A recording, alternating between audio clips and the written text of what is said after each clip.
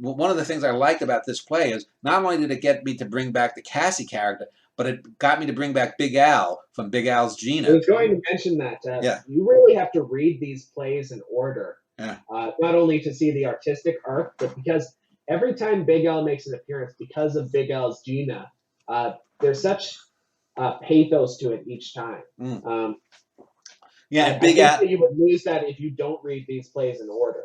Yeah, but you don't have to. You don't have to know that Big Al was a drunk and that his daughter committed suicide or whatnot. And in real life, I don't know if the daughter actually committed suicide when we talked about that play a couple of years ago or whatnot. But here, the Big Al character, uh, it's interesting because what we know about Big Al's ability with women, if we reread Big Al's Gina, he was fucking around on his wife. He didn't know how to deal with his daughters, and he's giving Danny Wagner advice on how he should deal with this girl. Because in real life, that happened. I went to Big Al, who was, I guess, the closest thing to a father figure after my own dad had died for about 8 years before I left New York.